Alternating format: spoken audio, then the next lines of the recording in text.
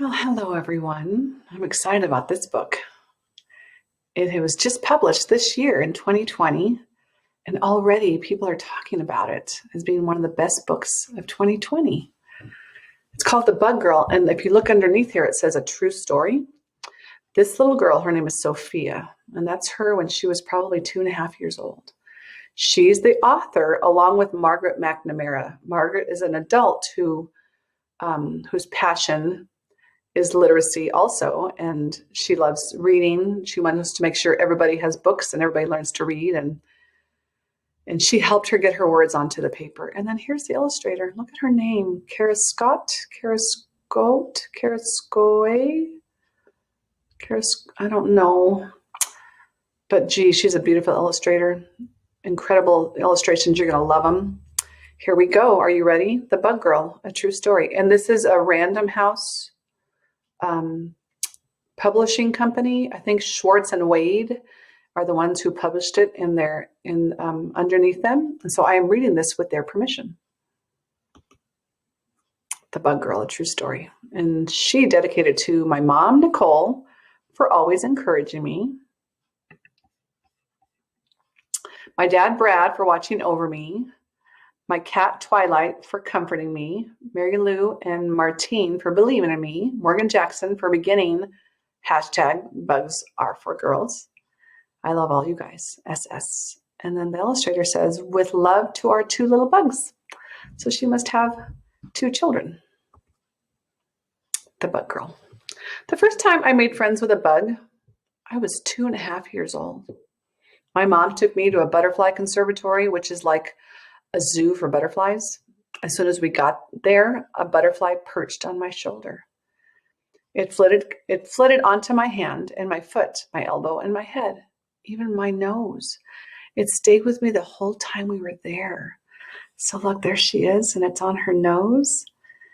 And this little girl saying, she's a butterfly magnet. And this one's saying, can I try? She wants to be just like her with that butterfly on her nose. When it was time to go home, a guard stopped us at the door. I'm sorry, miss. The butterfly has to stay here, he told me. Say goodbye to the butterfly, said my mom, but it did not move. Carefully, gently, the guard took the butterfly from my shoulder, and after a moment, away it flew. Bye-bye, butterfly, I said. From that day on, I was bug crazy. Other kids liked storybooks. I liked bug books. Other kids watched cat videos. I watched bug videos over and over and over. I noticed bugs everywhere I went. Aha. So if you see this, look, they're at probably a big park, and there's a show, or maybe it's a carnival. There's a show, and everybody's watching the show, and she's watching ants on the ground. And right here, she's swinging, and she's watching a flying insect. Here, her mother's ordering food, and she's staring at a bug on the counter. And these guys are playing with a dog, and she is watching a fly or something that's flying. So this is definitely her passion. What are you passionate about? What do you love? My son, when he was that age, he was all about vehicles and dinosaurs. He had so many of them memorized. By the time I turned 5, I knew a lot about bugs. There are millions of bugs on our planet. Bugs have been on Earth way longer than human beings have. They live on every continent, even Antarctica. Oh, I didn't think anything lived on Antarctica because it was so cold. One way or another, most plants and animals rely on bugs to survive. The scientific name for bugs is arthropods, but I call them bugs for short. In kindergarten, nobody minded that I love bugs. That's what I love about kindergarten. Oh, everybody is so nice to each other, and they get to know you so well. Like, I'll bet if this little girl saw a bug on the floor, she'd say, hey, Sophia, come here, a bug, because they know each other so well and they respect each other. So she's here drawing about bugs. She's saying, cool. Oh, she even said something. She said, prehistoric dragonflies were as big as seagulls. They're huge. So he says, wow. And she says, cool. He says, awesome. And they're all doing their own thing. When the other kids in my class started a karaoke club, I started a bug hunter club. Every weekend, my friends and I took our bug buckets and nets and magnifying glasses over to the stream near my house. We collected fireflies and watched them glow. Oh, that's fun to do. We identified beetles by their 2 sets of hidden wings and counted the spots on ladybugs. We watched dragonflies hover like helicopters. That's true.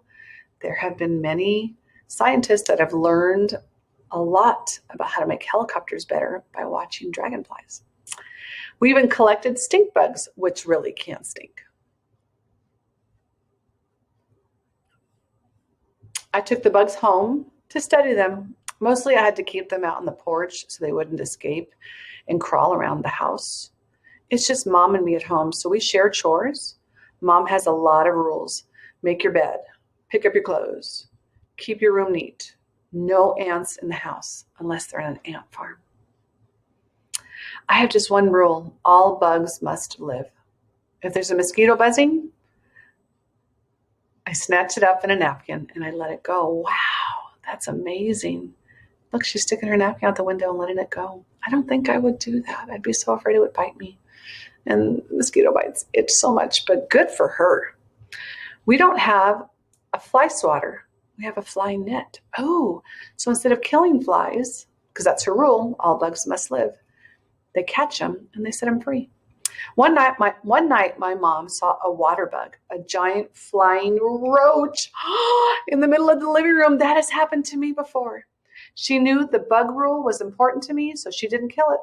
She put a net over it and waited for me to find it in the morning. But when I lifted up the net, it was gone. Oh no, it's somewhere in the house. Maybe the cat will find it. I know sometimes when I find a roach, I put a glass over it.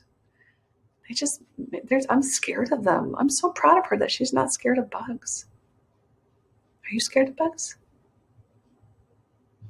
Some are really cool. But according to her, all of them are cool. When I got to first grade, everything changed. That's so true. Something happens when you go to first grade, and you're not as accepting of others as you were in kindergarten. It says here, nobody wanted to hear about bugs. Nobody thought bug facts were cool. At first, I didn't mind. Then I brought a grasshopper to school. I thought the kids would be amazed by the grasshopper, that they'd want to know all about it. But they didn't. A bunch of kids crowded around me and made fun of me. Sophia's being weird again, one of them said. That's not nice.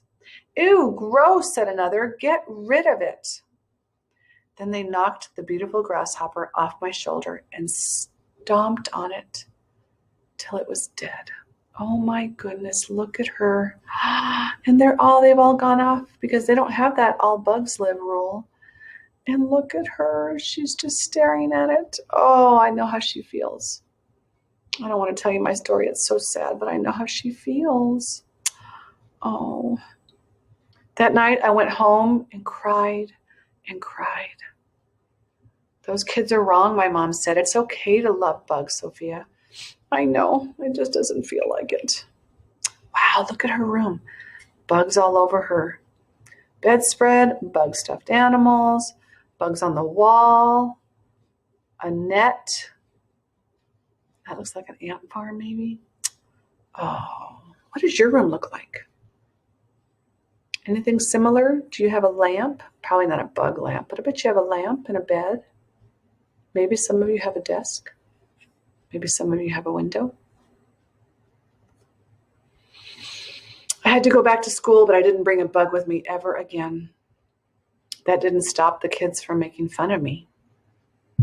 Oh, this one's saying, she's so strange. She's saying, why doesn't she like regular things?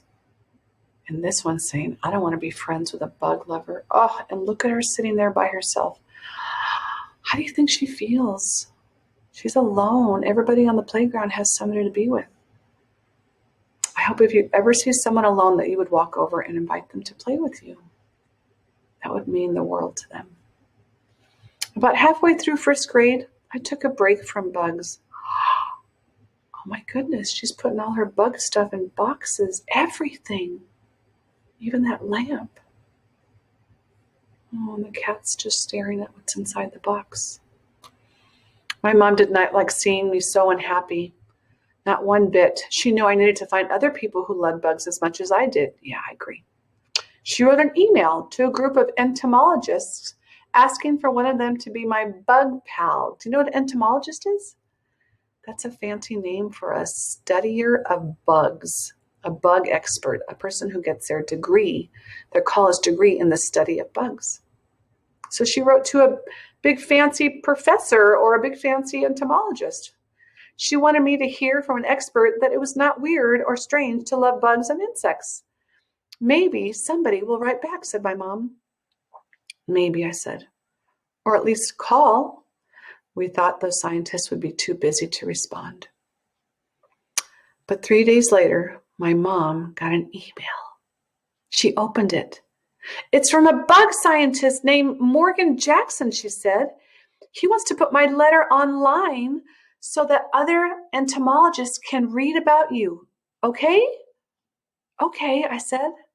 Morgan Jackson posted my mom's letter, and he asked other bug scientists all around the world to let me know if they had any advice for a girl who loves bugs. Oh my goodness.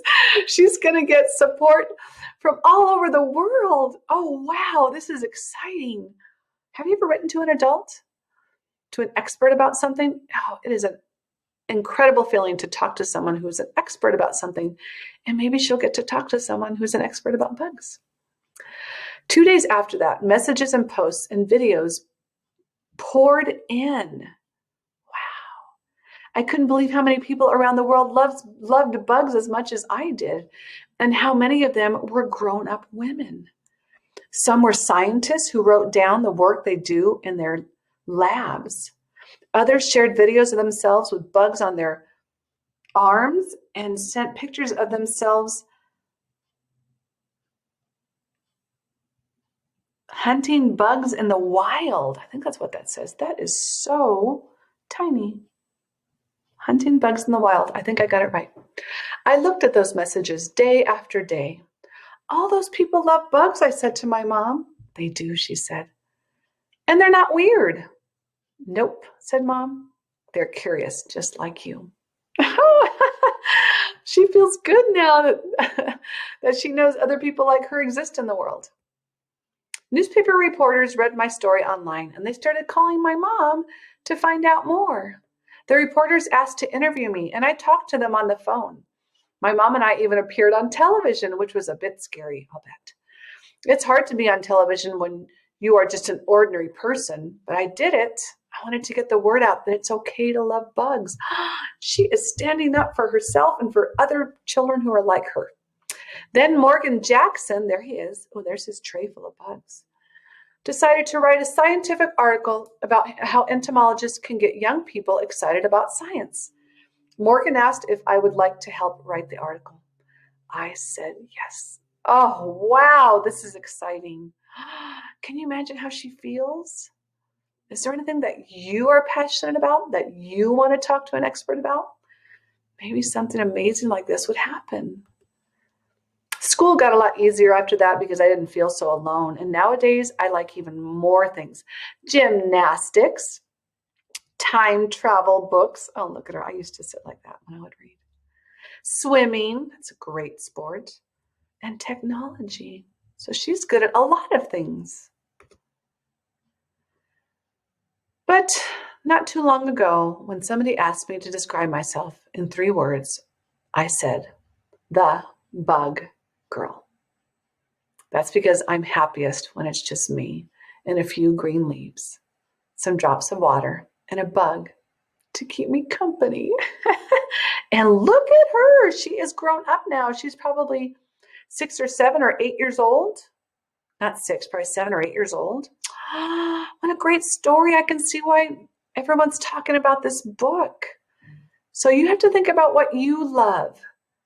And don't let anybody tell you it's weird or strange. What you do is just as important as what everybody else does. Yay, I love this book. I hope you listen to it again. And I hope that next time you see somebody who's carrying a bug, I hope you tell them, cool. It'll make them feel good. Thank you for joining me. Until next time.